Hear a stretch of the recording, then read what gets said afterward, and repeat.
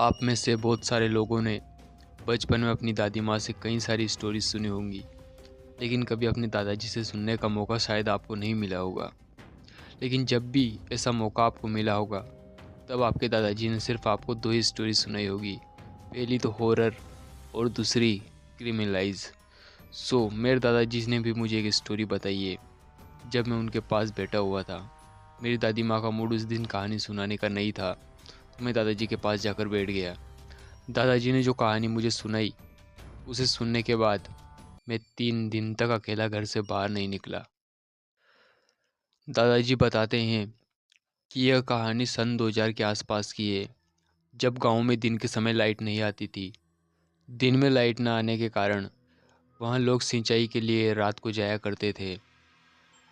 लेकिन दादाजी कभी भी अमावस्या की रात को अकेले नहीं गए थे, नहीं जाते थे, क्योंकि उनको पता था कि अमावस्या की रात के दिन कुछ भी उनके साथ पैरानॉर्मल हो सकता था। और गांव में तो पैरानॉर्मल एक्टिविटी शहर के मुकाबले कहीं ज़्यादा होती है। दादाजी सारे खेतों में अकेले चले जाते, परंतु पीपल के पेड़ वाले खेत में कभी भी अकेले नहीं जाते थे। उनके हिसाब से रात की 12 बजे या फिर 1 बजे के बीच में उस पीपल के पेड़ से अजीब अजीब सी आवाज़ आती है। परंतु एक दिन उनके साथ ऐसा हादसा हुआ जिससे दादाजी अंदर तक हिल गए।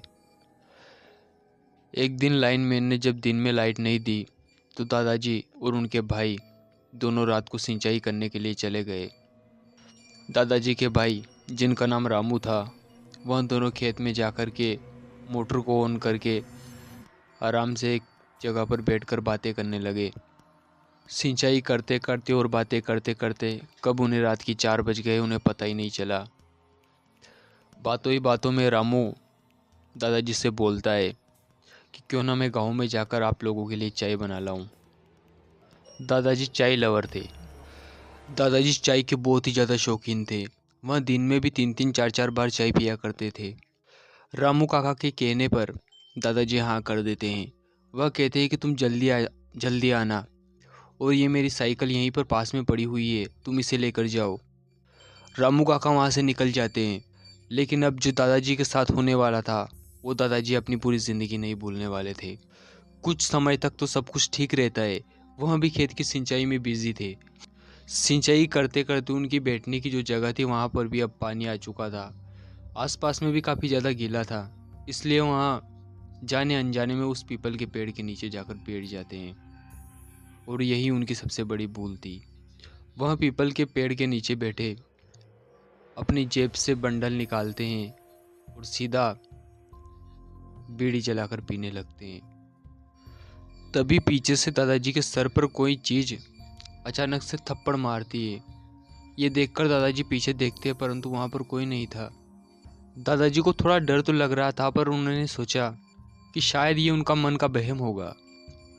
कुछ देर बाद दादाजी की आंख लग जाती है और वो वहीं पर सो जाते हैं। अचानक से उन्हें पता चलता है कि उनकी छाती पर कोई भारी सी चीज़ आकर गिरी पड़ी है। और जब वह अपनी आंखें खोलते हैं, तो उनकी आंखें फटी की फटी रह जाती है, क्योंकि उनकी छाती पर एक पिशाच आकर बैठा हुआ था, जिसके वहाँ पे लंबे लंबे दांत थे, जिनके लंबे लंबे नाखून थे, और वह दादाजी की तरफ ही देख रहा था। लाल लाल आंखें, बड़ा भयानक चेहरा। यह देखकर दादाजी जोर से चिल्लाए। तभी रामू काका चाय लेकर आ चुके थे। तभी रामू काका अपनी साइकिल फेंक कर भागे और हनुमान चालीसा का जाप करने लगे। हनुमान चालीसा का जाप करने से अब वह पिशाच काफ़ी ज़्यादा कमज़ोर हो चुका था और उसने दादाजी के शरीर को जकड़ना बंद कर दिया था। वह उठकर वापस उसी पेड़ पर चला गया और अब वह पेड़ पर बैठा बैठा कहता है, चले जाओ यहाँ से और दोबारा इस तरफ मुड़कर भी मत देखना, वरना तुम में से कोई भी जिंदा नहीं बचेगा। यह सुनकर दादाजी और रामू काका तीनों वहाँ से भाग निकलते हैं और फिर कभी भी दादाजी अकेले रात को वहाँ पर सिंचाई करने नहीं जाते हैं।